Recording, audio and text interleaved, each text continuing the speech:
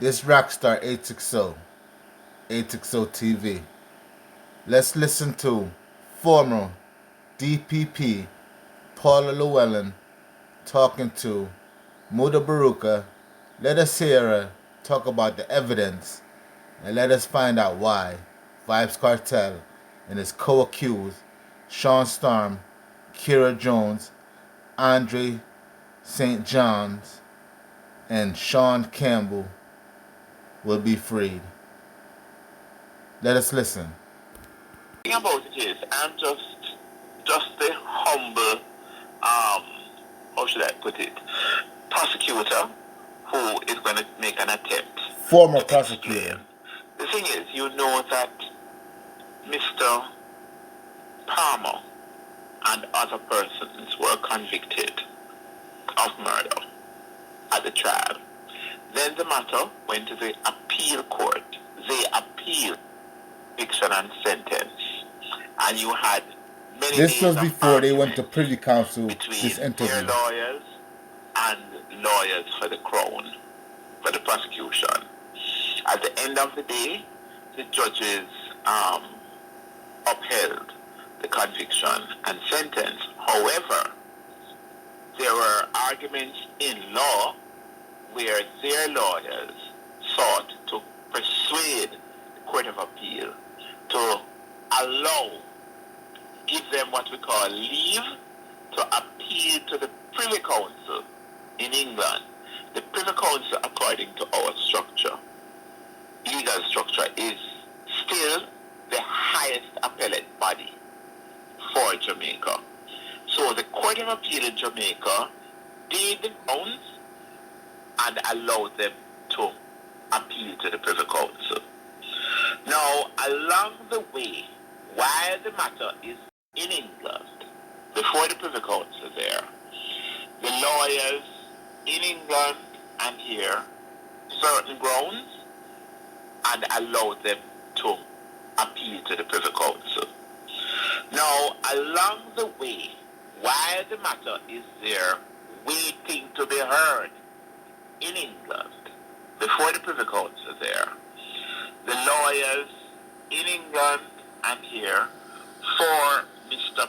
Palmer and the other accused asked permission of the court in Jamaica for the cell phone, which is at the heart of the Crown's case, for the cell phone, which is at the heart of the Crown's case, the cell phone belonging to Mr. Palmer, permission of the court in Jamaica for the cell phone, which is at the heart of the Crown's case, the cell phone belonging to Mr. Palmer, to be examined by their expert.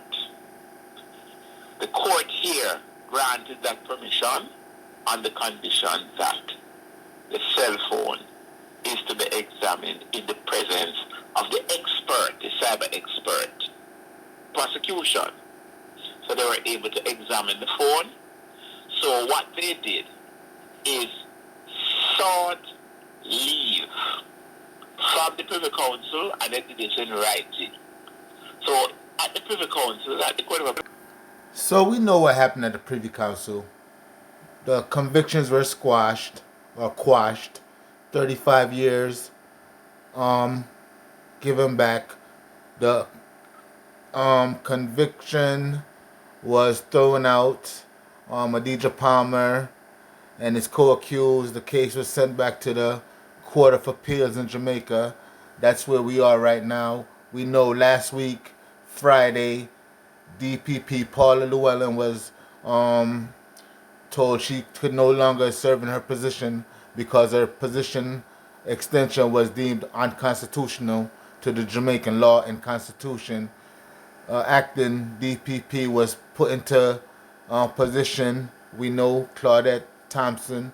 So this is where we are right now. We hear Paula talking to Muta. This was done probably a year ago before they went to Privy. And she's talking about what her strongest point of the case was against Kartel and the co-accused, which was Mr. Palmer's phone, which was deemed to be tampered with.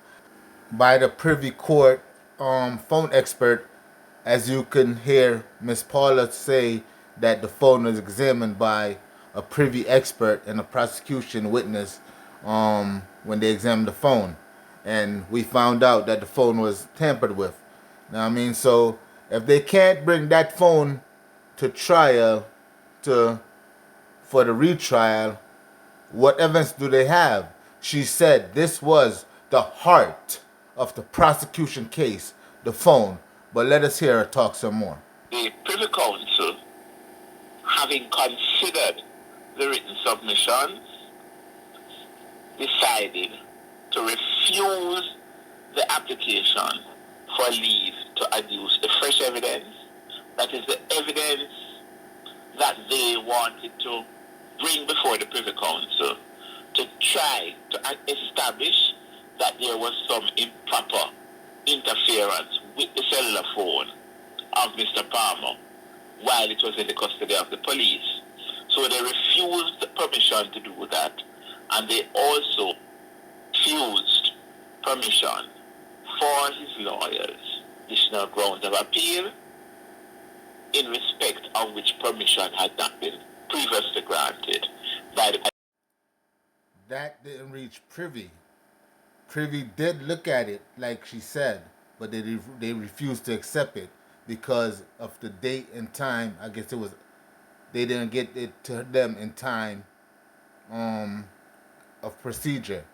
But when it goes back to the Court of Appeals with the hearing starting on June 10th, they will argue that point. What will Court of Appeals do? Will they accept it or will they throw it out? That's where we are. Cell phone was what Adija Palmer lawyers was wanted to advance in the court, and they passed that already in the local court. The local court did already throw it down. No. So what happened? Remember, the prosecution centered a lot of its case on the contents of the cell phone, the voice notes, and that sort of thing. Yes. So at the Privy Council, I mean, the thing has gone now. It has gone through court of appeal, and at the Privy Council, advance in the court, and they passed that already in the local court. The local court did already throw it down. No. So what happened? Remember, the prosecution centered a lot of its case on the contents. And Paul has spoken all about the tampered cell phone. What will happen June 10th? Will Kartel and his co-accused walk free after this hearing? What will happen? Stay tuned. This saga never ends, but it always continues.